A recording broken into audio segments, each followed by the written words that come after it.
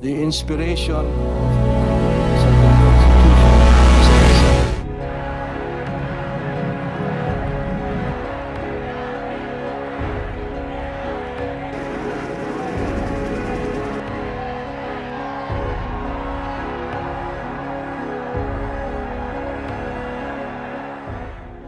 is Before democracy was restored, it had to be rebuilt.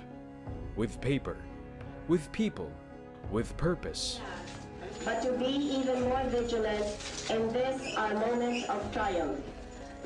This is the story of how one president and four framers rewrote the rules of a broken nation, and how those rules still decide what we watch, what we say, and who we become. The Marcos entourage came to Hawaii and Hickam Air Force Base, where they have remained in seclusion. No questions were allowed at this session, which Marcos February requested. 1986. It was billed as a media Ferdinand event. Marcos fled. The dictator had fallen. The people had won. But democracy, that wasn't automatic. The government was in chaos. The 1973 Constitution was full of loopholes used to justify dictatorship. So the people needed a new voice. Cory Aquino stepped in, not as a queen, but as a bridge. A transitional president who refused to rule by force. She would lead the country not by power, but by principle. In March 1986, just weeks after EDSA, Cory signed Proclamation No. 9. It called for a constitutional commission, not elected, but appointed with diversity in mind.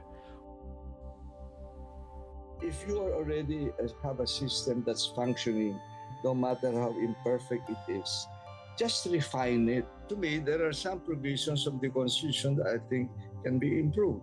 Like, for example, the vote for president and vice president should be together. The other one is, of course, a runoff if nobody gets a majority vote. We must adjust our Constitution to the context of the times. 48 members, lawyers, farmers, teachers, clergy, each one chosen to help build a foundation that wouldn't collapse under abuse again. And from this group, 4 figures stood out. They were the ones who shaped the soul of the Constitution we still live by. Cecilia Muñoz Palma, the first female Supreme Court Justice. A woman removed by Marcos for defending the rule of law. Now, she was the president of the commission. She made sure that human rights weren't optional. They were central. Jose Laurel Jr., the son of a wartime president, a man of old politics. But instead of resisting change, he helped guide it. He made sure the Constitution balanced presidential power with people's power. Christian Monsod, a corporate lawyer turned human rights defender. Monsod focused on voter empowerment, Comelec independence, and sectoral representation. He gave voice to the voiceless, on paper and in policy. Hilario Davide Jr., the man who later became Chief Justice. But here, he was writing the laws that would protect future justices, whistleblowers, and the entire judicial system. Davide was the quiet guardian of freedom, fairness, and truth. I hereby affirm my candidacy and confirm my willingness, if elected, to serve our people as president From June of the to October Republic of the Philippines. 1986, they wrote, draft after draft, debate after debate, and what came out was not just legal, it was lyrical, powerful, Filipino. Presidents had term limits. Congress was bicameral again, Senate and House. Human rights were enshrined, not erased. Media was protected. Gender equality was written in. The judiciary, independent. The Constitution even recognized people power as a democratic right. Every senator quoting a law today, they're quoting what these framers wrote. The framers wrote the rules, but the people made it real. The inspiration of the 1987 Constitution was EDSA. But EDSA was more than the restoration of democracy through peaceful means. It was also the promise, especially to the poor, of a new social order with radical changes, because our present social order is rooted in a feudalistic system of political dynasties that has been impervious to change for generations.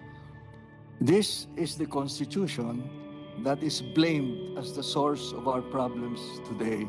In other words, our problems today can all be traced to the Constitution. I don't think that is logical. I would argue instead that we have largely failed in human development, not because of the Constitution, but because we have not fully implemented it, especially its provisions on social justice and human rights and local autonomy. The Constitution is not the problem, it is part of the solution. February 2, 1987, more than 16.6 million Filipinos voted yes. They wanted a new country, a new story, a new beginning written in their name. That's why news anchors cite Article 2, why senators invoke Section 7, why every viral political video says, "Ano bang sinasabi ng Constitution?" Because this document was not just law, it was a contract with the future.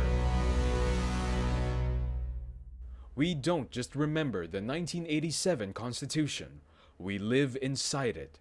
When the Senate debates term limits, when the Supreme Court reviews martial law, when a news anchor says, freedom of the press is protected, that's the Constitution in action. And it all began with a widow president, 4 framers, and 1 promise. Never again. Never again to tyranny. Never again to silence. Never again without the law. I was warned by the lawyers of the opposition that I ran the grave risk of legitimizing the foregone results of elections that were clearly going to be fraudulent. But I was not fighting for lawyers, but for the people, in whose intelligence I had implicit faith.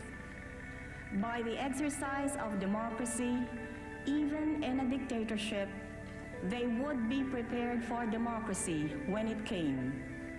And then also, it was the only way I knew by which we could measure our power, even in the terms dictated by the dictatorship.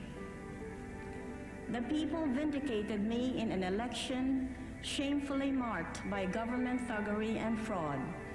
The opposition swept the elections, garnering a clear majority of the votes, even if they ended up, thanks to a corrupt Commission on Elections, with barely a third of the seats in Parliament. Now I knew our power. Last year, in an excess of arrogance, the dictatorship called for its doom in a snap election. The people obliged. With over 1 million signatures, they drafted me to challenge the dictatorship, and I obliged. The rest is the history that dramatically unfolded on your television screens and across the front pages of your newspapers. You saw a nation armed with courage and integrity stand fast by democracy against threats and corruption. This isn't just history. It's how we're governed. It's how we fight back. It's the reason we still have the freedom to watch, to post, to speak. The 1987 Constitution, not just written, lived. Hey there, I'm Zoe Beloria, the editor of this video. If you like this video, please do consider subscribing and sharing this video to others. Thank you for watching until the end. Hi, my name is Marcus Jacinto. I'm the voiceover artist for this video. Thank you for watching. Please make sure to subscribe if you like this video and let us know your thoughts down below.